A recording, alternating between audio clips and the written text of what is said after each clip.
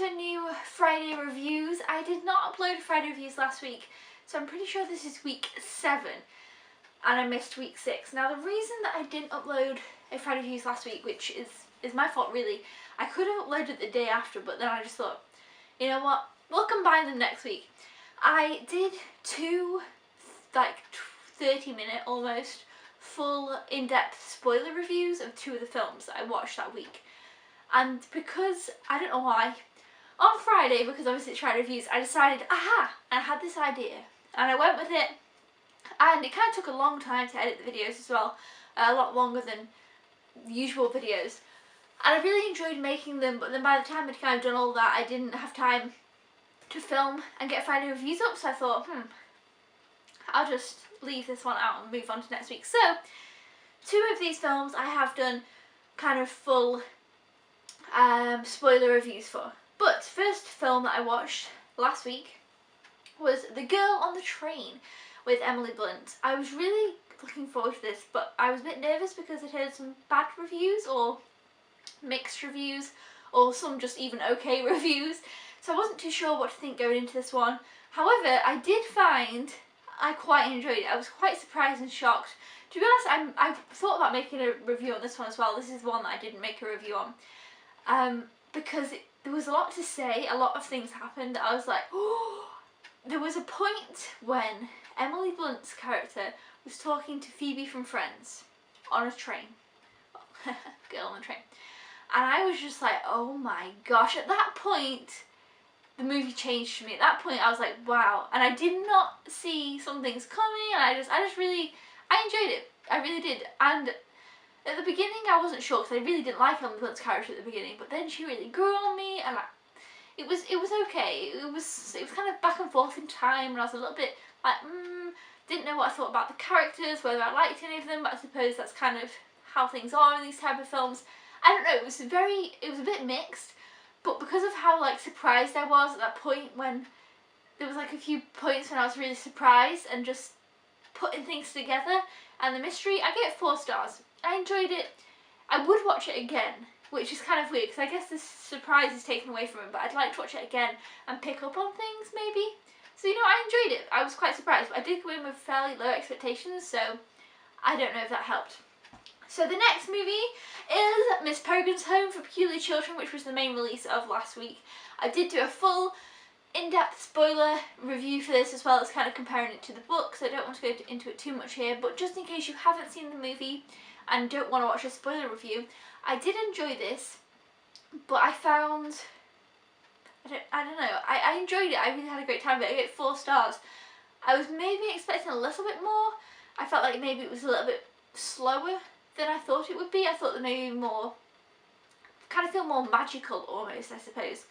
And the end threw me a little bit. I wasn't sure about the end. Obviously that would be a spoiler to talk about the end. But I did enjoy it. I would recommend it. I don't know, I suppose I would recommend read the book before this. But I suppose it's not like the book was way better than the movie.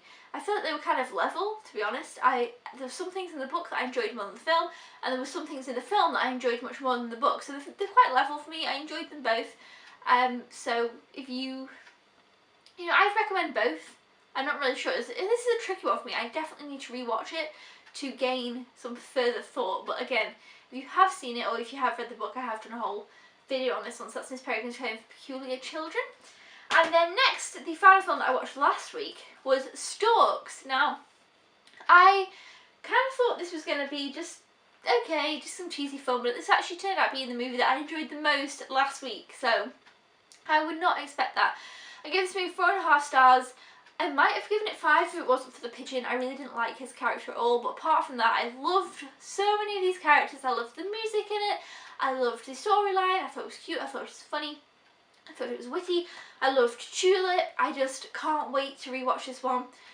I really enjoyed it, and again, I have done a full video review, and at the beginning of that review, I did talk about all the animated movies released in 2016, so if you're interested in some thoughts of the animated movies of 2016, how I'd rate them, I did talk about that in this video before I get into the spoilers, so you could always watch that if you wanted to. But yeah, I would rate this pretty high with my animated movies of 2016. Obviously kind of Disney's at the top there with Zootropolis and Finding Dory. Haven't seen Moana yet. And then we've got things like Kubo, and then this kind of follows in behind. But I really enjoyed it. I would definitely recommend it. If you enjoy animated movies, this is definitely one to look out for, because I feel like it went really underrated and under the radar. But it's from Warner Brothers, who of course did the Lego movie, so something a little bit different from them and something that I really enjoyed and would definitely recommend. Actually, looking at this selection now, this is the movie that I gave the highest rating in the Friday reviews. So yeah, check out Storks. So the next film I watched, and these are the two that I watched this week. Oh, and just to mention, there was one film from last week that I still have not seen yet.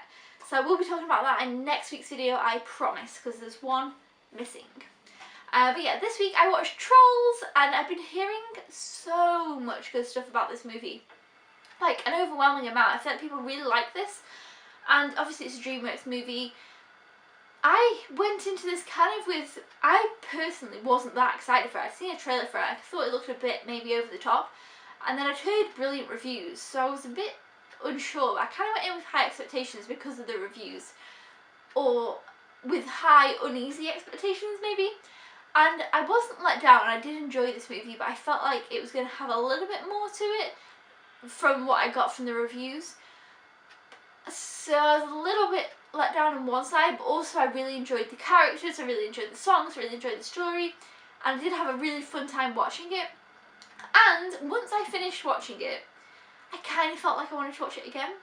There's just something about it. I was like, oh, I really want to watch this again soon. And I gave it 4 stars, so I actually preferred Storks. But I really want to watch this again probably before I want to watch Storks. I don't know. I'm going to watch it soon. And I feel like that's what this movie has going for it. It's very easy to watch and just enjoyable. I mean, unless you find it annoying, then it won't be enjoyable. But I actually really did. I really enjoyed it. I loved the song. What's the song called? Oh my gosh, I don't know. It's the song. Get back up again. Get back up. I don't know what it's called. It's kind of the main song in the movie, I'd say. I think it's written for Trolls, but I could be wrong. I hadn't heard it before. But I suppose that doesn't really say anything.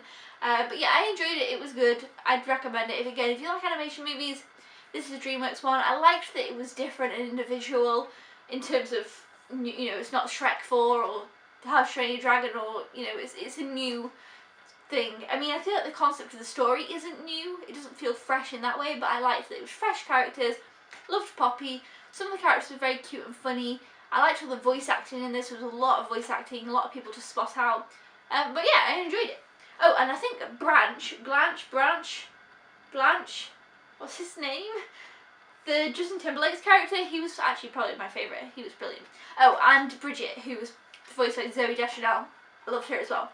And the final movie that I watched this week was Keeping Up with the Joneses, with Zach Galifianakis, Jon Hamm, Isla Fisher, and Gal Gadot. I don't know how to say her name, so I always kind of feel like bad, and then I always feel like I should call her Wonder Woman. I don't know. This was just okay. It was an okay action comedy. I gave it 3 stars.